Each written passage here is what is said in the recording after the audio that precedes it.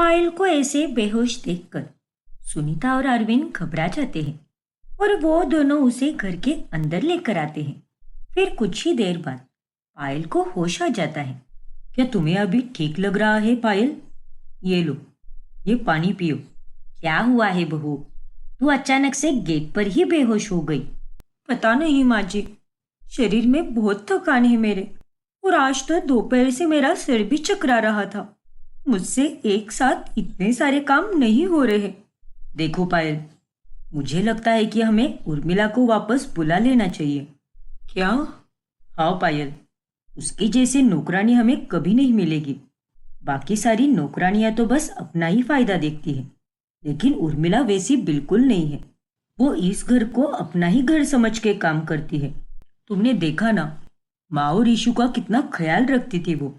हाँ बहू, अरे आज तो तुझे चक्कर आ गई, लेकिन कल को कुछ तूने ज्यादा काम कर लिया तो क्या होगी तेरी हालत? और बहू, उस दिन उसे सच में कोई जरूरी काम आया होगा, इसीलिए वो 1 घंटा पहले गई होगी, और उसके बाद ही मैं बाहर गई थी ना। जबकि मुझे पता था कि मेरे साथ कोई भी नहीं है, तो इसमें आधी गलती तो मेरी भी हुई ना। अगर मैं ही घर पे चुपचाप बैठ जाती तो ऐसा कुछ भी नहीं होता। दोनों की बातें सुनकर पायल अब सोच में पड़ जाती है। इतना मत सोचो पायल, हालातों को समझो और उस हिसाब से फैसला लो। उसे कॉल करके बात कर लो और वापस बुला लो उसे। ठीक है अरविंद, शायद आप दोनों सही कह रहे हो। अब हमारे पास कोई और रास्ता भी नहीं है। नौकरानी तो मिलने से रही, तो अब उर्मिला को ही लाना होगा। मैं कल सुबह ही उसे कॉल करूंगी। लेकिन अगली सुबह जब पायल उर्मिला को कॉल करती है, तभी उसका फोन स्विच ऑफ आता है। हे भगवान, इसका फोन तो स्विच ऑफ बता रहा है। अब मैं क्या करूं? इस उर्मिला से कैसे बात करूं? एक काम करती हूँ, बगल की बिल्डिंग में उसकी सहेलियां रहती हैं जो अलग अलग घरों में काम करने जाती हैं। मैं उनसे बात करके देखती हूँ। देविका भाभी को बोलती हूँ कि उन दोनों को मेरे घर भेज दे। वो दोनों काम वालियां उन्हीं के पास आती हैं। फिर उर्मिला की सहेलियां मुनमुन और चमेली पायल के घर चली जाती हैं, और फिर पायल उन्हें उर्मिला से बात करवाने के लिए कह देती है। अरे अगर आपको वापस बुलाना ही था तो आपने उसकी इतनी बेइज्जती करके काय को निकाला काम से? अरे मुनमुन, अपना मुंह जरा बंद रख। मैडम, मैं अभी घर ही जा रही है। मैं जाके फोन लगा कर देती है आपको, और उर्मिला की आपसे बात करवाती है। ठीक है ना? ठीक है चमेली, चलेगा। फिर चमेली उर्मिला के पास जाती है। और तभी, नहीं चमेली, तू नहीं जानती है कि दीदी ने कैसे मेरी इज्जत की धज्जियां उड़ाई थी और धक्के मारकर मेरे को घर से बाहर निकाला था। मेरे दिल पर बहुत ठेस पहुंची है चमेली, और अब मैं उनसे कोई बात नहीं करना चाहती। लेकिन उर्मिला, अरे अब जब वह सामने से बोल रही है तो तू काय को इतना भाव खा रही है? जाने देना, अब वैसे भी तेरे को काम नहीं मिल रहा है, और ये तो तेरा पुराना ही काम है, तो इधर ही चली जाना। नहीं चमेली, मैंने कहा ना एक बार, मेरे को उस घर जाना ही नहीं है। ये सारी बातें चमेली पायल को बता देती है, और उसकी बात सुनकर पायल अब और परेशान हो जाती है। हाँ अरविंद, उसने मुझसे बात करने से ही मना कर दिया। उसका दुखी होना एक प्रकार से लाजमी है पायल। तुमने उसे बहुत बुरा भला बोला और फिर धक्के मारकर घर से बाहर भी निकाल दिया, और इतना अपमान होने के बाद कोई क्यों ही करेगा बात? गुस्से में तूने कुछ ज्यादा ही सुना दिया, लेकिन आज तुझे उसकी ही जरूरत पड़ गई। इसलिए कहते हैं ना, गुस्से को काबू में रखना चाहिए। वो इंसान का सबसे बड़ा दुश्मन होता है। तो अब क्या करें? अब एक ही रास्ता है, तुम्हें ही उसके पास जाना होगा और उससे तहे दिल से माफी मांगनी होगी। क्या? हाँ पायल, हो सकता है कि तुम्हारे वहां पर जाकर माफी मांगने से उर्मिला फिर से काम पर आ जाए। हाँ बहू, और यही सही रहेगा। ठीक है, शायद मुझे ये सब करना ही होगा, वरना मेरे बाकी कामों पर असर होगा। मुझे वहां जाकर उर्मिला से बात करनी ही होगी। फिर चमेली से पता जानकर अब पायल अकेली है, उर्मिला के घर जाने के लिए निकल पड़ती है। हे भगवान, पिछले आधे घंटे से रुकी हूं मैं यहाँ पर, लेकिन अभी तक ये बस भी नहीं आई।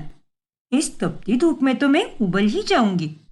अरे हमें तो पता होता है कि ट्रेन कब आने वाली है, लेकिन उर्मिला के एरिया में जाने के लिए और वहां से यहाँ आने के लिए बस का कोई फिक्स टाइम भी नहीं है, और शायद इसीलिए उसे आने में इतनी देर होती होगी।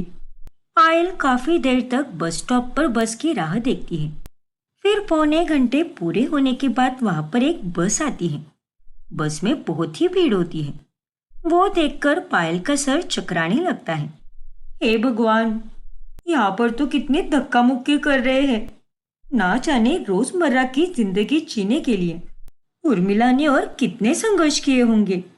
पूरे आधे घंटे के बाद बस अगले स्टॉप पर रुकती है और पायल चमेली के दिए गए पते को देखकर एक चौल में पहुंच जाती है।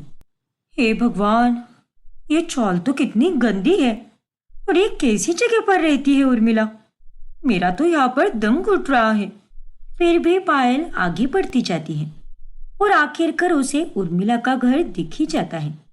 लेकिन घर पहुंचने पर वह देखती है कि वहां पर उर्मिला और उसका पति अशोक के बीच झगड़े चल रहे हैं। देख अशोक, मैंने तुझसे कहा ना एक बार, अरे कहाँ से लाऊं मैं रोज रोज इतने सारे पैसे? रोज शराब पीकर तमाशा करता है। जिंदगी नरक बनाकर रख दी है तूने मेरी। काहे को मैंने तेरे से शादी की क्या पता, लेकिन अब पछतारे ली है। वे चुप बैठ। चल, मेरे को जल्दी से पैसा दे दे, मेरे को अभी पीने जाना है। अरे नहीं मिलेंगे तुमको पैसे। जहां जाना है वहां जाओ। अब जाओ जहां जाने का है। अरे अभी अभी तो मेरे को एक नया काम लगा है, फौरन कौन देगा मेरे को पैसा? मेरे पास जो पैसे बचे हैं वो मेरे को चिंकी के लिए इस्तेमाल करने हैं। उसका आज दांत काफी दर्द कर रहा है, और जब वो स्कूल से आएगी तब मैं उसको डॉक्टर के पास लेकर जाएगी। अरे तू और तेरी बेटी दोनों गए तेल लेने, मेरे को बस पैसा मांगता है। अब भी क्या अभी निकाल। अरे चुप रहो, जिधर जाकर मुंह काला करना है करो, लेकिन आज मैं तेरे को 1 रुपया भी नहीं देने वाली। अच्छा, तो ऐसे नहीं मानेगी। रुक जा, तेरे को तो मैं अभी सबक सिखाता हूँ। फिर अशोक उर्मिला को मारने लगता है, और ये सब पायल से देखा नहीं जाता, और वो उर्मिला को बचाने के लिए उन दोनों के बीच आकर अशोक को एक जोरदार थप्पड़ लगाती है। दीदी आप यहाँ पर? अरे कौन है रे तू, और मेरे को थप्पड़ कैसे मारा तूने? आवाज नीचे, और खबरदार जो मेरे साथ तूने इस तरह से बात की तो, और तू उर्मिला पर क्या हाथ उठाता है? रुक जा, तुझे तो मैं अभी सबक सिखाती हूँ। फिर पायल पास की बड़ी लकड़ी उठाकर अशोक की खूब पिटाई करती है। अरे बस करो मैडम, मत मारो मुझे, और बस करो और माफ कर दो मुझे। अरे बेशरम आदमी, तेरी बीवी इतनी मुसीबतों का सामना करते हुए अकेली कमाती है, तुझे और तेरी बेटी को संभालती है, और तू क्या करता है? शराब पीकर उसे मारता पीटता है। अगर आज के बाद तूने उस पर हाथ तो क्या, आंख उठाने की भी कोशिश की तो मुझसे बुरा और कोई नहीं होगा। मैं बता दे रही हूँ तुझे, समझा कि नहीं? हाँ दीदी, मैं समझ गया।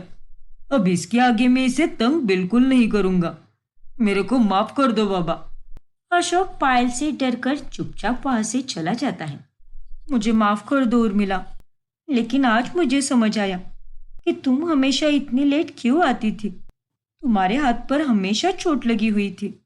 तुम हर बार पैसे क्यों मांगती थी, और तुम्हारा काम पर ध्यान क्यों नहीं था? अपनी निजी जिंदगी में तुम कितनी सारी मुश्किलों से जूझ रही थी, और तुमने किसी को उस बात की भनक तक नहीं पड़ने दी। क्यों उर्मिला, एक बार अपनी तकलीफें मुझे तो बता देती, मैं तभी तुम्हारे उस शराबी पति की अकल ठिकाने लगा देती। अब क्या करती दीदी, मेरे को किसी को परेशान करने का इच नहीं था, इसीलिए मैंने किसी को भी नहीं बताया। इस आदमी ने मुझे बहुत तंग करके रखा है, लेकिन अच्छा हुआ जो आप आ गई, क्योंकि अब वो आपके खौफ के कारण मेरे को आगे से कुछ भी नहीं करेगा। धन्यवाद है दीदी।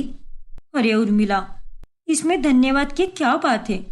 धन्यवाद तो मुझे तुम्हें कहना चाहिए, क्योंकि आज तक तुमने मेरे परिवार का कितने अच्छे से ख्याल रखा है। मेरी बेटी की, माँ जी की कितनी देखभाल की है। लेकिन आज मैं बहुत शर्मिंदा हूँ। मुझे माफ कर दो उर्मिला, मैंने तुम्हारा बहुत अपमान किया है। नहीं दीदी, ऐसे माफी मत मांगो। मेरे को अच्छा नहीं लग रहा है। अब जो हुआ सो हुआ, लेकिन अब मेरे को निकलना होगा दीदी, क्योंकि 3 दिन पहले ही मेरे को एक नया काम मिला है और वही मैडम मेरे को अभी फोन कर रही है, क्योंकि आज बहुत ही ज्यादा लेट हो गया है। लेकिन उर्मिला, मेरी बात तो सुनो। अभी नहीं दीदी, एक काम करो, हम रास्ते में बात कर सकते हैं, प्लीज दीदी। अच्छा ठीक है उर्मिला, चलो। फिर वो दोनों घर से निकलकर रास्ते में ही बात करने लगते हैं। देखो उर्मिला, मैं मानती हूँ कि मैंने तुम्हारे साथ बहुत गलत किया है और उसके लिए दिल से माफी चाहती हूँ। मुझे सच में अंदाजा भी नहीं था कि तुम्हारी मुस्कान के पीछे इतना सारा दुख छुपा हुआ है।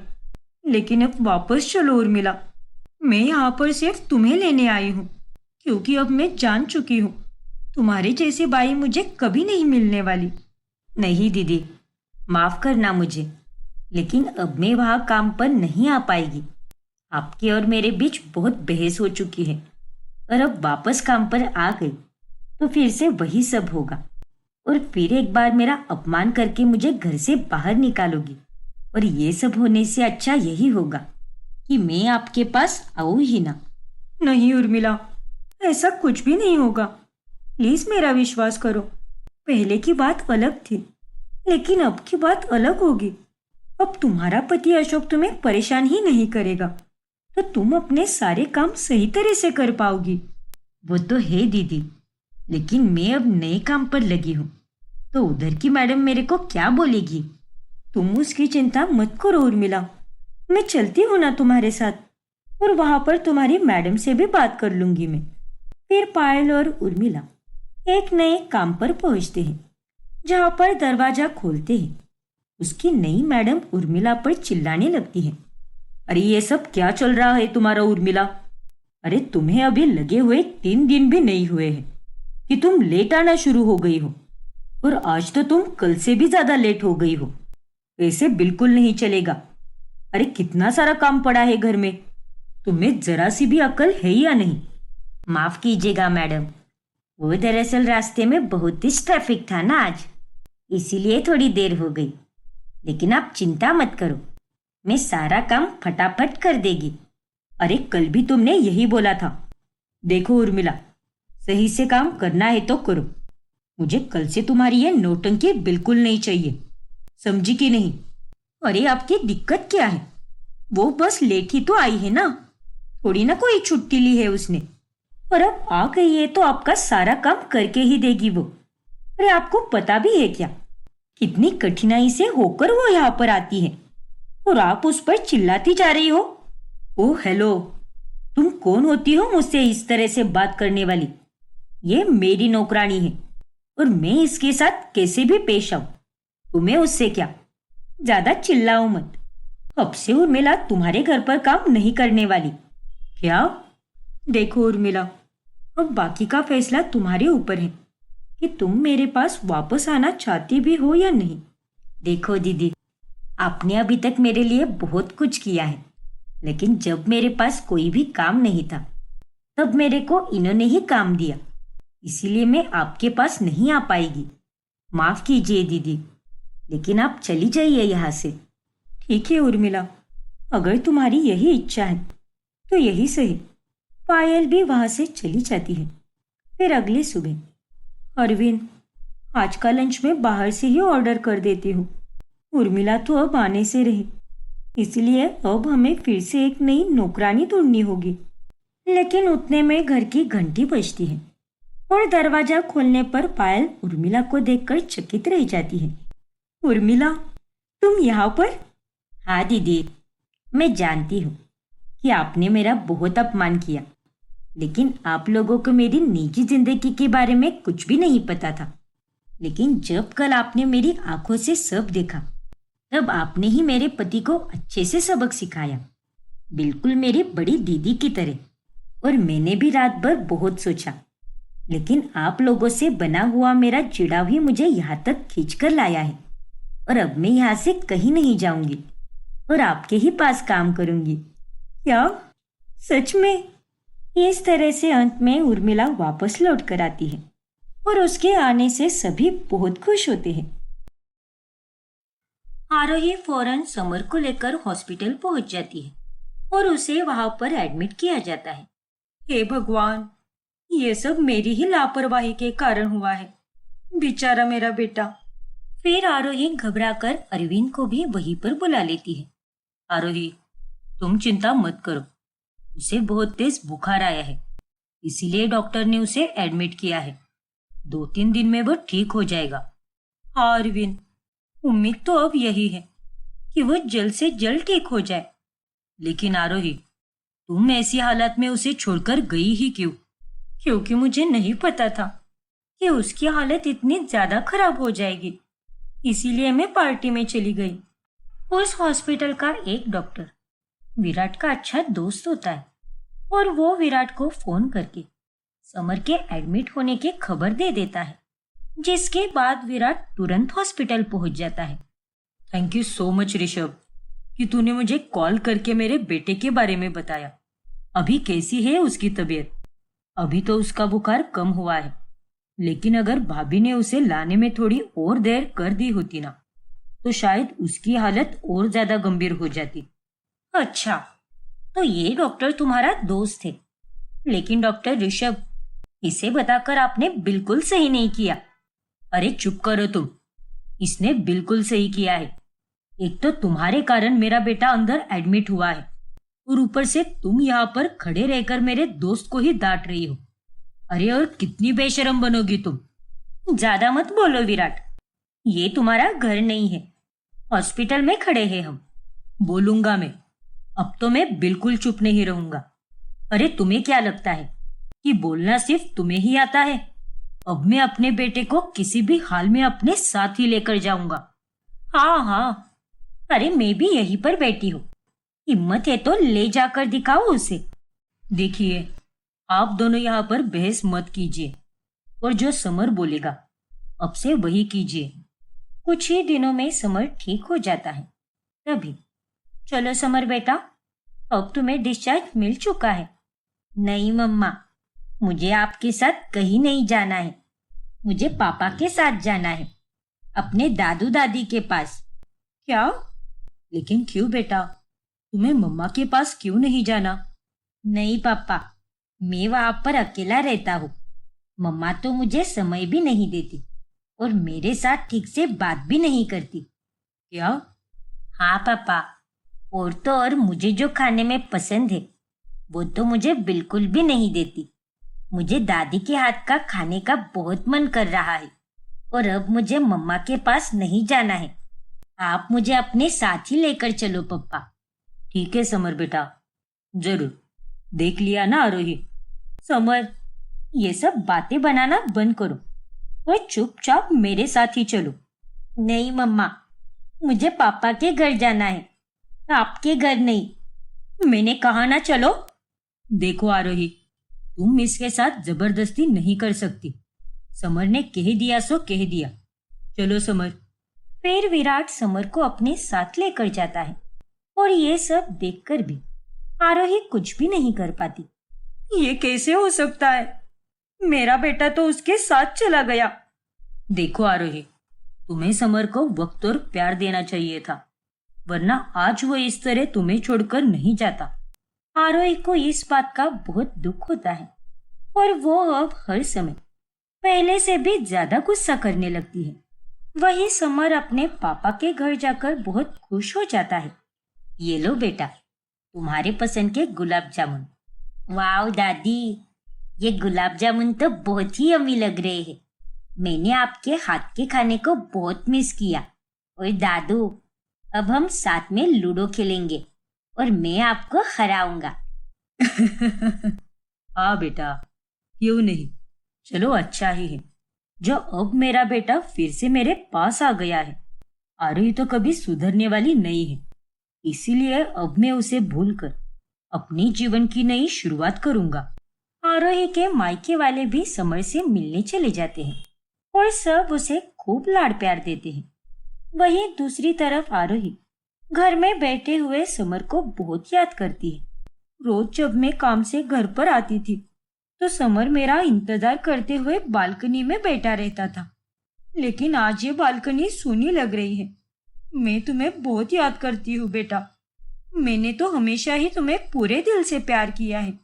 हाँ, मैं मानती हूँ कि मुझ में थोड़ी कमियां रह गई, लेकिन तुम्हें भी मेरा साथ इस तरह नहीं छोड़ना चाहिए था बेटा।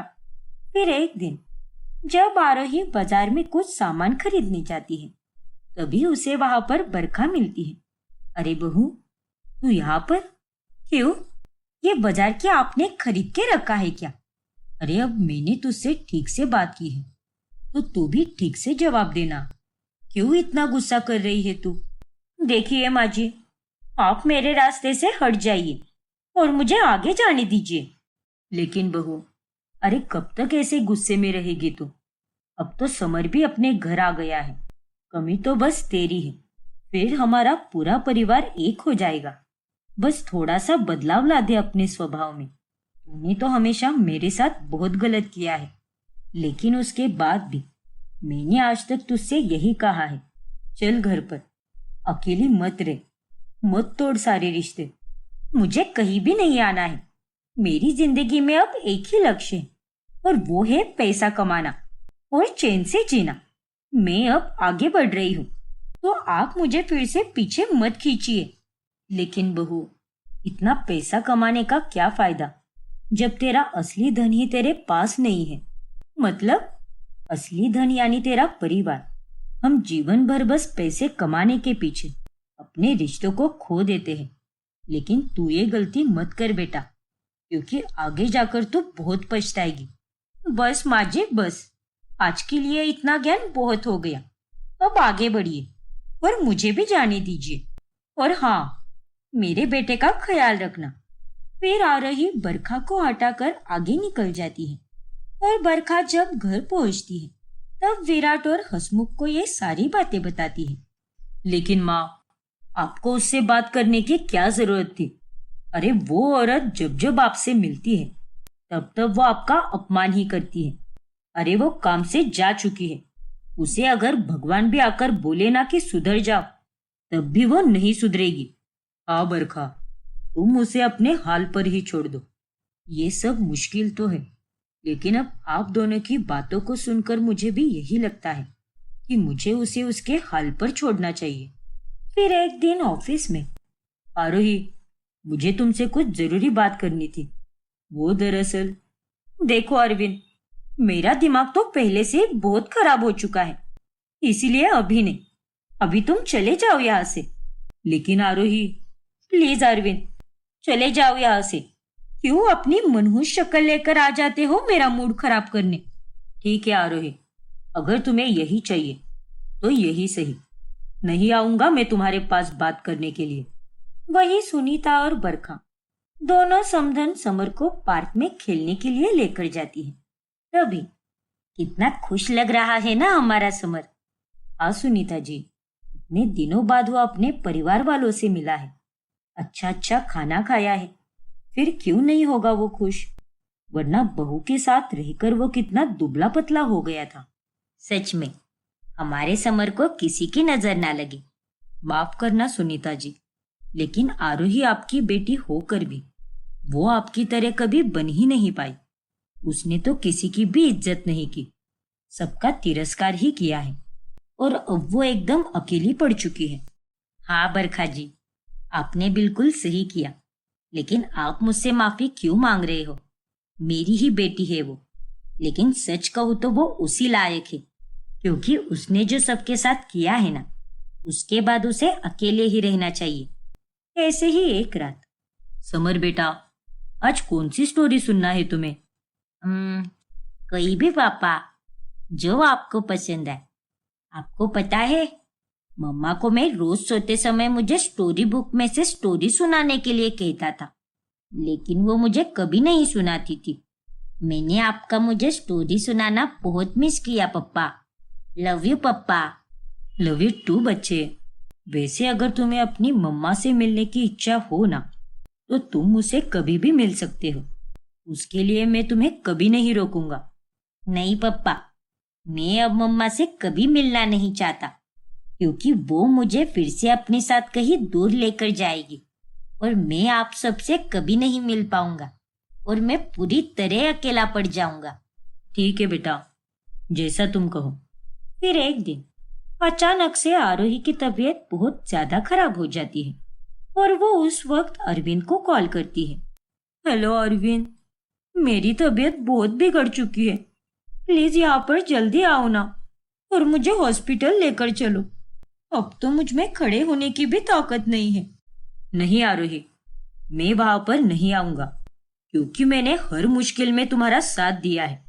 और उस दिन जब मैं मुसीबत में था और तुमसे मदद मांगने आया था, तब तुमने मुझसे ठीक से बात भी नहीं की।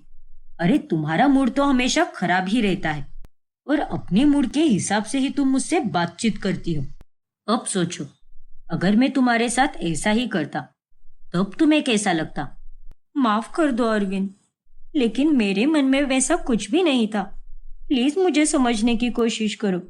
नहीं आरोही, अब तक मैंने तुम्हें बहुत समझ के लिया है, लेकिन अभी मुझे तुमसे कोई बात नहीं करनी है, क्योंकि अब मुझे समझ आ गया है कि तुमसे तुम्हारे अपनों ने सारे रिश्ते नाते क्यों तोड़ दिए हैं और तुम्हारा ही बेटा तुम्हें छोड़कर अपने पिता के पास क्यों चला गया। अरे तुम जिस तरह से सबके साथ पेश आती हो ना, तुम्हारे साथ तो ऐसा ही होना चाहिए।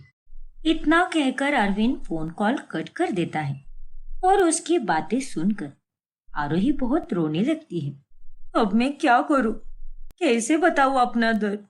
मैंने तो सबको खो दिया है, कोई नहीं है मेरे पास।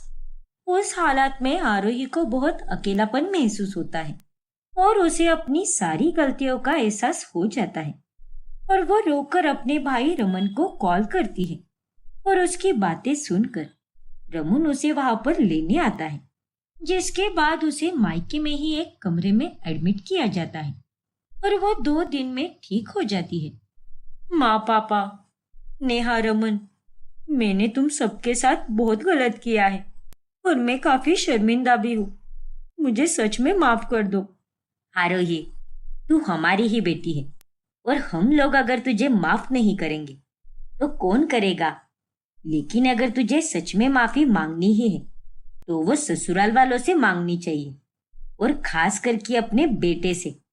हाँ बेटा, सुनीता एकदम सही कह रही है।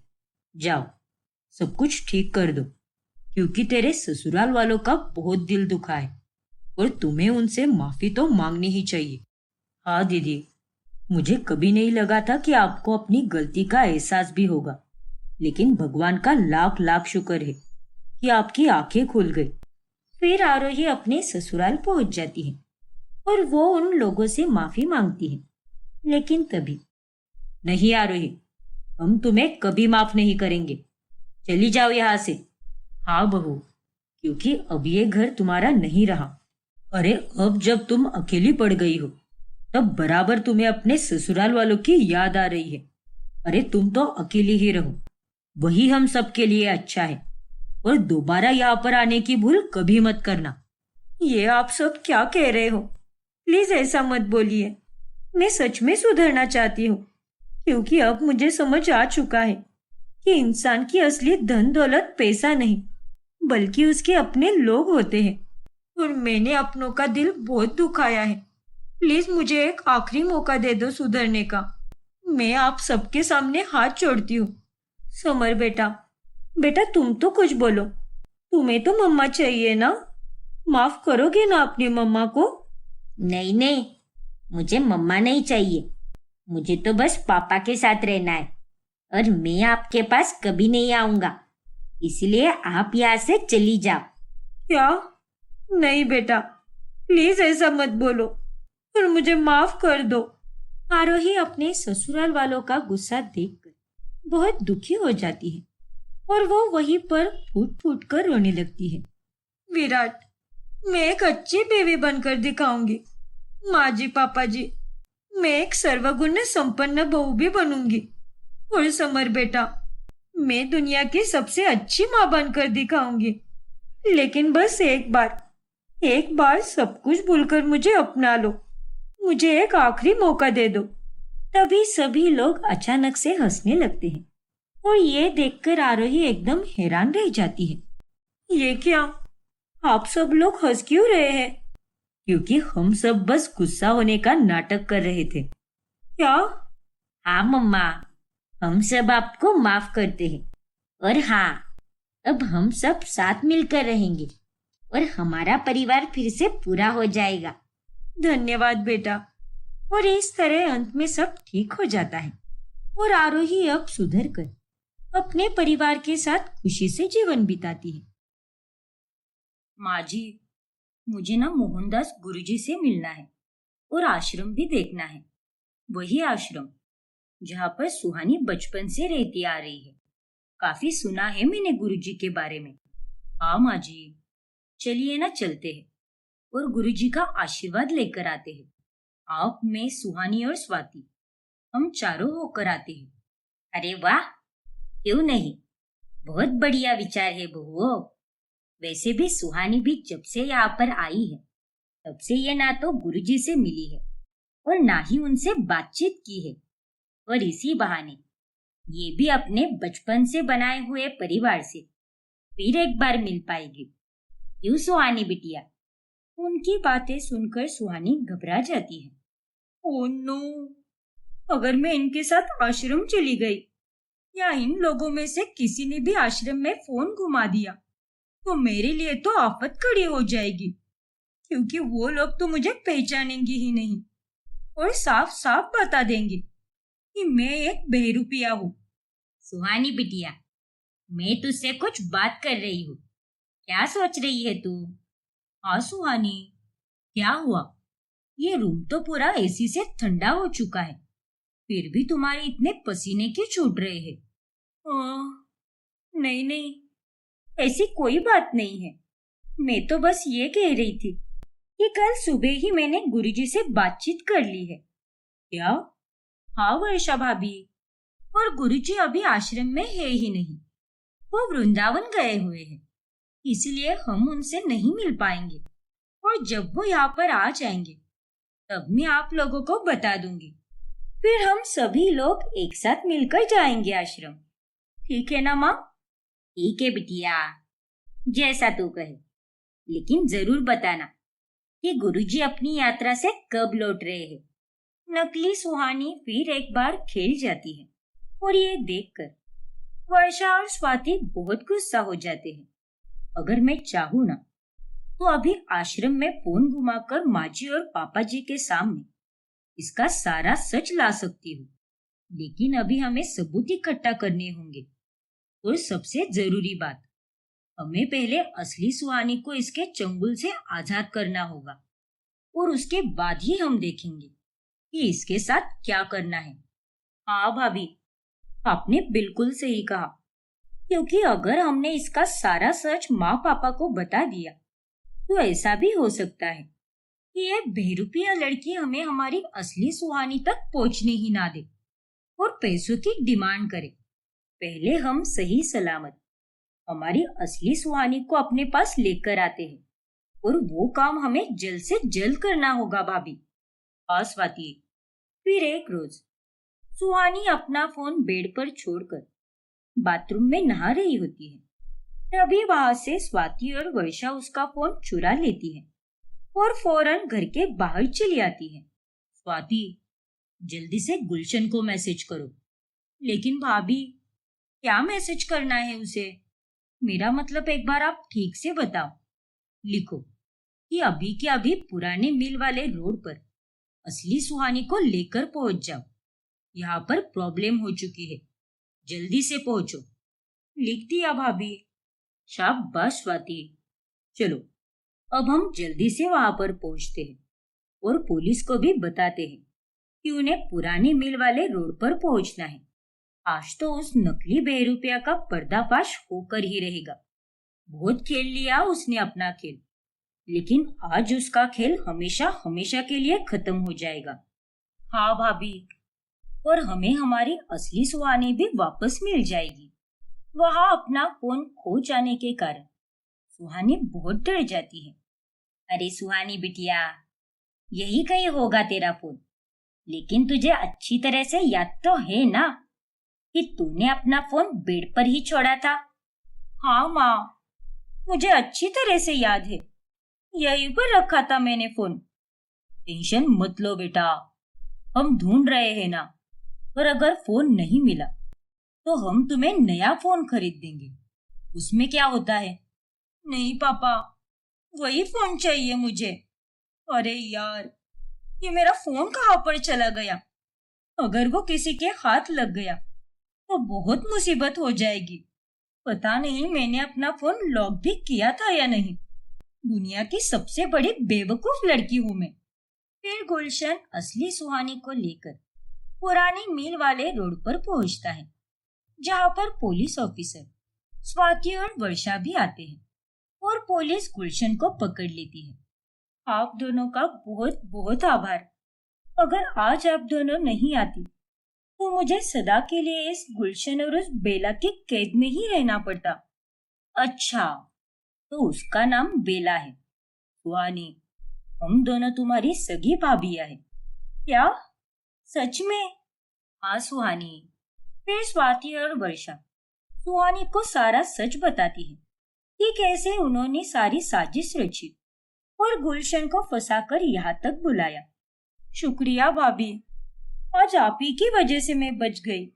सुहानी, अब जब तुम हमें मिल गई हो तो अब हम तुम्हें हमसे और अपने बाकी परिवार से कभी अलग नहीं होने देंगे और तुम्हारी अच्छे से देखरेख करेंगे। हाँ सुहानी, तुम्हारी भाभियां तुम्हें कुछ नहीं होने देंगी। बहुत रह ली तू हम सबसे दूर, अब अपने परिवार के पास आने का समय हो गया है। हाँ भाभी। नहीं, ये तुम दोनों ने बहुत गलत किया है। ऐसा नहीं हो सकता। बेला और मेरा ये खेल खत्म नहीं हो सकता। हम ये बाजी नहीं हार सकते और बेला तो तुम लोगों को छोड़ेगी नहीं। ओए चुप कर तू। तेरी सारी होशियारी तो मैं थाने चलकर निकालता हूँ। डंडे से मार मार कर तेरा भरताना बना दिया तो मेरा नाम भी इंस्पेक्टर मन्नू पांडे नहीं। फिर वर्षा और स्वाति सुहानी को लेकर घर चली आती है। तभी वहां पर घर वाले और बेरुपिया बेला असली सुहानी को देखकर चौंक जाते हैं। ये क्या? ये सुहानी यहाँ पर क्या कर रही है? स्वाति बहू, वर्षा बहू, ये लड़की कौन है? हाँ वर्षा, इस इलाके में तो हमने इसे पहले कभी नहीं देखा। कौन है ये? आपकी बेटी, आपकी अपनी सुहानी। क्या? हाँ माँ जी, पापा जी, यही असली सुहानी है और जो इतने दिनों से हमारे साथ रह रही है। ये एक बेरुपिया है जो सुहानी बनकर यहाँ पर रह रही है। क्या? ये तुम क्या कह रही हो स्वाति? अरे ये सब क्या चल रहा है? मुझे तो कुछ भी समझ नहीं आ रहा। ओ बेला मैडम, चल अब बहुत हो गया तेरा। अपनी उल्टी गिनती शुरू कर दे और अपने आप को कानून के हवाले सौंप दे। हाँ बेला, तेरे चेहरे का नकाब अब उतर चुका है क्योंकि हमें सब पता चल गया है। और तो और तेरा वो घनचक्कर साथी गुलशन, वो भी अब पुलिस की कैद में है और अब बारी तेरी है। उन दोनों की बातें सुनकर बेला बहुत गुस्सा होती है। ये तुम दोनों ने बहुत गलत किया है। आखिर क्यों किया तुमने ऐसा? जब से इस घर में आई हूँ तब से मेरे पीछे पड़ी हुई हो। अरे इतनी मेहनत से मैंने ये सारा नाटक रचाया था और आप दोनों के कारण मेरी सारी मेहनत पानी में चली गई। मेरा अमीर बनने का सपना अधूरा रह गया। क्या? हाँ, मैं असली सुहानी नहीं हूँ। मेरा नाम बेला है और ये लड़की जिसे ये दोनों लाई है, ये है आपकी असली सुहानी, आपकी बेटी, जिसे आपने बचपन में ही आश्रम भेजा था। निर्लज्ज कही कि अरे तुझे शर्म नहीं आई क्या किसी के बच्ची के साथ ये सब करते हुए? अरे तुझे तो बद से बदतर सजा मिलनी चाहिए, लेकिन उससे पहले तुझे सब कुछ कबूल करना होगा। ये बात ये बात आज से लेकर 3 से 4 महीने पहले की है, जब मैं आश्रम के पास से गुजर रही थी और तभी मैंने आश्रम के गार्डन में पौधों को पानी डाल रही सुहानी को देखा। अरे जया, अब कुछ ही दिनों में मैं 21 साल की होने वाली हूँ। फिर मैं अपने परिवार के पास फिर से चली जाऊंगी। क्या? हाँ जया, मुझे ब्राह्मण जी ने बताया था कि इतने सालों से जो मुझे पैसे भेजते हैं और जो मेरे बारे में पूछते रहते हैं, वो मेरे परिवार वाले बहुत उत्सुक हैं मुझसे मिलने के लिए। लेकिन तू इतने सालों बाद उन्हें कैसे पहचानेगी? हाँ यार, ये बात तो है, क्योंकि दोष के अनुसार ना तो मैं कभी उनसे मिल पाई हूँ और ना ही मैंने कभी उनकी आवाज सुनी है। लेकिन जिस दिन मैं आश्रम से निकलूंगी, उस दिन मेरे साथ आश्रम के एक ब्राह्मण जी भी आएंगे और वो मुझे घर तक छोड़ देंगे। और तुझे पता है क्या, मेरे घर वाले बहुत अमीर है और शहर में बहुत बड़ा बिजनेस है उनका। अरे वाह, ये तो बड़ी अच्छी बात है। लेकिन मुझे दुख भी हो रहा है, क्योंकि मेरी इतनी अच्छी सहेली मुझसे दूर हो जाएगी। लेकिन दूसरी तरफ इस बात की खुशी भी है कि तुझे अपना परिवार वापस मिल जाएगा। और इस मिलन के लिए तू और तेरे परिवार वालों ने कितने सालों का लंबा इंतजार किया है, और अब आखिरकार वो घड़ी आने ही वाली है। हाँ जया, वो बात तो है, लेकिन यहाँ से जाने के बाद मैं इस आश्रम को भी बहुत याद करूंगी। पूरा का पूरा बचपन मेरा यहीं पर बीता है और एक तरह से देखा जाए तो ये मेरा परिवार ही तो है। और वहां जाने के बाद भी मैं आप सबसे मिलने जरूर आऊंगी। सुहानी और जया की बातें सुनकर बेला के मन में लालच आता है और वो इसके बारे में जाकर गुलशन को बताती है। और फिर जब सुहानी आश्रम के ब्राह्मण जी के साथ अपने घर वापस लौटती है, ब्राह्मण जी, आपका बहुत बहुत आभार। मैं आप सभी को मिलने जरूर आऊंगी।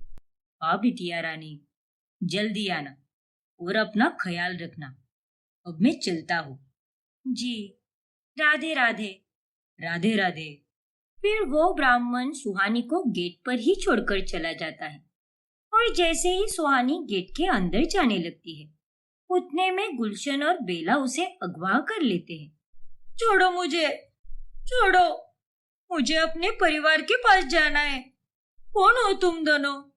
अरे चुप हो जा, वरना एक खींच कर दूंगा। गुलशन, अभी ये लड़की आश्रम से निकल चुकी है। आश्रम वालों की नजर में ये वहां से जा चुकी है, लेकिन इसके परिवार वालों की नजर में ये अभी तक घर पर नहीं आई है। हाँ मैडम, तो अब क्या करना है? अब तुम मेरी तस्वीर इसके घर वालों को भेजो। लेकिन मैडम, इसके घर वाले मेरे मामा चाचा या फूफा थोड़ी ना लगते हैं जो मेरे पास उनका नंबर होगा।